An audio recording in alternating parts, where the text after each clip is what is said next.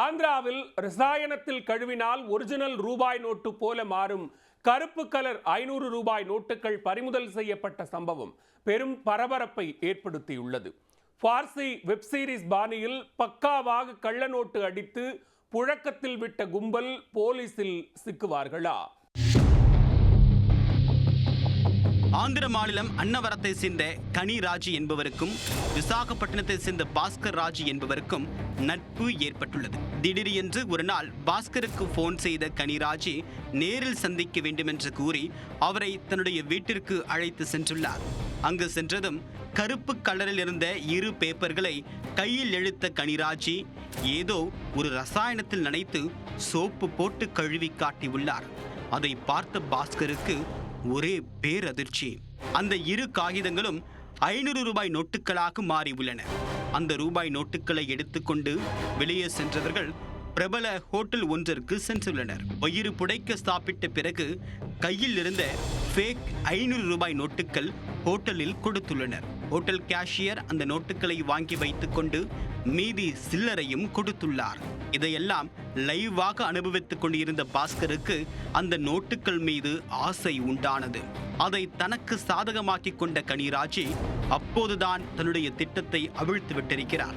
தன்னிடம் இது போன்ற நோட்டுகள் இன்னும் நிறைய இருப்பதாக கூறியவர் 30 லட்சம் ரூபாய் கொடுத்தால் உனக்கு 3 கோடி ரூபாய் கருப்பு நோட்டுகளை கொடுக்கிறேன் என்று பாஸ்கரிடம் கூறியுள்ளார்.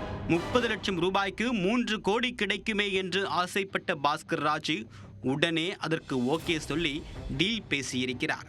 அங்கும் இங்கும் புரட்டி 30 லட்சம் ரூபாயை தயார் செய்து கனி ராஜுவிடம் கொடுத்துள்ளார். பதிலுக்கு அவரிடமிருந்து 3 கோடி ரூபாய் கட்டுக்கட்டான கருப்பு தாள்களையும் அதை கழுவக்கூடிய ரசாயனத்தையும் வாங்கியுள்ளார். பிறகு காரில் தன்னுடைய நண்பர் சீனிவாச ராவுடன் பாஸ்கர் விசாகப்பட்டினத்திற்கு சென்று கொண்டிருந்தார்.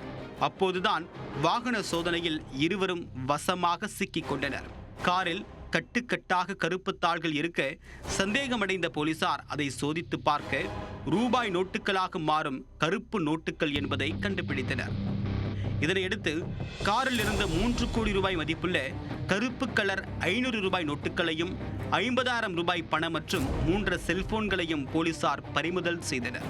மேலும் சம்பவம் தொடர்பாக வழக்கு பதிவு செய்த பாஸ்கர் ராஜு, சீனிவாச ராவ் ஆகிய இருவரையும் கைது செய்தனர்.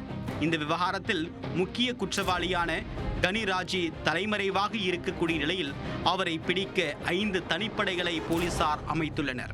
ரசாயனத்தில் நனைத்து சோப்பு போட்டு கழுவினால் உண்மையான நோட்டுகள் போல் மாறும் கருப்பு கலர் தாள்களை அச்சிட சிறப்பான தொழில்நுட்பம் தேவை என்று கூறப்படுகிறது. எனவே இந்த விவகாரத்தின் பின்னணியில் தொழில்நுட்ப அறிவு படைத்த வேறு சிலர் இருப்பதாகவும் போலீசார் சந்தேகித்துள்ளனர். எனவே கனி ராஜுவை பிடித்து விசாரணை மேற்கொண்டால் இந்த விவகாரத்தின் பின் இருப்பவர்கள் ஆகியோர் யார் யார் என்று தெரிய வரும் என்று போலீசார் தெரிவித்துள்ளனர். எனவே கனி ராஜுவை பிடிக்க போலீசார் தீவிர முயற்சிகளை மேற்கொண்டு வருகின்றனர்.